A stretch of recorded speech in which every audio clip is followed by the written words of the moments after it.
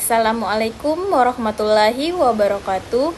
Perkenalkan, nama saya Ismi Aprenisyam dengan NIM 2461201004 dari mahasiswa Program Studi Manajemen STIM YAPMI Makassar. Pada kesempatan ini saya akan mempresentasikan mata kuliah Manajemen Sumber Daya Manusia atau MSDM dengan judul Pendekatan Konfigurasi dalam Manajemen Sumber Daya Manusia.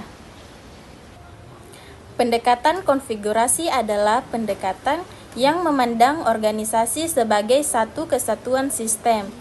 Artinya yaitu keberhasilan sebuah perusahaan tidak hanya ditentukan oleh satu faktor saja, tetapi oleh keselarasan antara seluruh unsur yang ada di dalam organisasi. Unsur-unsur tersebut meliputi strategi, struktur organisasi, sistem kerja, budaya organisasi, sumber daya manusia, dan lingkungan eksternal. Jika salah satu unsur tidak berjalan dengan baik, maka kinerja organisasi juga akan terganggu.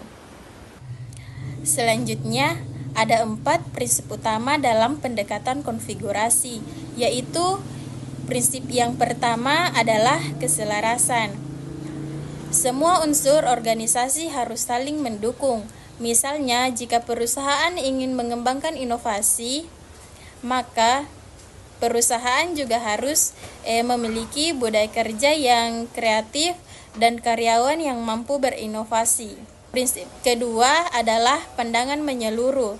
Artinya, ketika terjadi masalah dalam perusahaan, kita tidak boleh hanya melihat dari satu penyebab saja, tetapi harus melihat semua faktor yang berkaitan.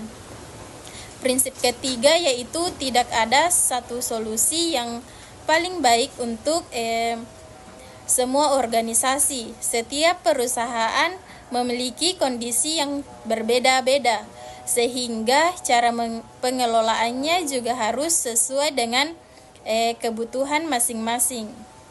Prinsip keempat atau yang terakhir yaitu dinamika dan perubahan. Organisasi harus saling mampu menyesuaikan diri dengan perkembangan teknologi, perubahan kebutuhan konsumen, kondisi ekonomi, dan persaingan bisnis agar tetap mampu bertahan dan berkembang. Selanjutnya, saya akan menjelaskan unsur-unsur pembentuk konfigurasi. Ada 6 unsur utama yaitu strategi, struktur organisasi, sistem dan prosedur, budaya organisasi, sumber daya manusia, serta lingkungan eksternal. Strategi berfungsi sebagai arah untuk mencapai tujuan perusahaan. Struktur organisasi mengatur pembagian tugas dan tanggung jawab. Sistem dan prosedur membantu pekerjaan menjadi lebih efektif. Budaya organisasi membentuk kebiasaan dan perilaku kerja. Sumber daya manusia merupakan aset utama yang menentukan keberhasilan perusahaan. Sedangkan lingkungan eksternal seperti perkembangan teknologi, kondisi ekonomi, dan kebijakan pemerintah juga sangat memengaruhi jalannya organisasi. Dalam penerapannya, pendekatan konfigurasi digunakan saat perusahaan menyusun sistem SDM, melakukan perubahan strategi maupun transformasi digital. Sebagai contoh, ketika perusahaan mulai menjual produknya secara online, perusahaan tidak cukup hanya membeli teknologi. Karyawan juga harus dilatih, sistem kerja diperbaiki, dan budaya organisasi harus disesuaikan agar perubahan tersebut dapat berjalan dengan baik. Pendekatan konfigurasi juga menjelaskan bahwa keberhasilan dan kegagalan perusahaan bergantung pada keselarasan seluruh unsur organisasi.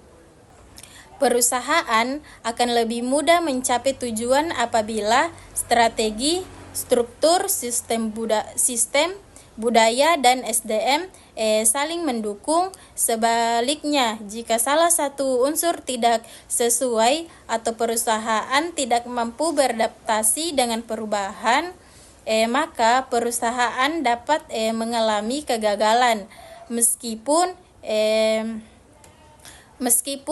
memiliki modal yang besar atau teknologi yang canggih. Pentingnya pendekatan konfigurasi karena setiap keputusan dalam perusahaan akan memengaruhi bagian lainnya. Misalnya, ketika perusahaan mengubah strategi bisnis, maka struktur organisasi, sistem kerja, dan kemampuan karyawan juga harus ikut disesuaikan. Jika tidak, perubahan tersebut akan sulit berhasil. Oleh karena itu, perusahaan harus melihat organisasi sebagai satu kesatuan yang saling berkaitan. Peran manajemen SDM dalam pendekatan konfigurasi yaitu manajemen sumber daya manusia memiliki peran yang sangat penting. SDM bertugas merekrut karyawan yang sesuai dengan kebutuhan perusahaan, memberikan pelatihan, melakukan penilaian kinerja, serta memberikan penghargaan agar karyawan tetap termotivasi. Dengan SDM yang berkualitas, perusahaan akan lebih mudah mencapai tujuan yang telah ditetapkan.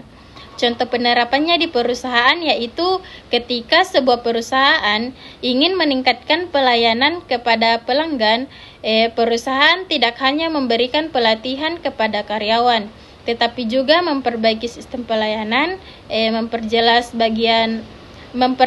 pembagian tugas, serta memanfaatkan teknologi, membangun budaya kerja yang ramah dan responsif. Dengan begitu, seluruh unsur organisasi bekerja secara selaras sehingga kualitas pelayanan meningkat.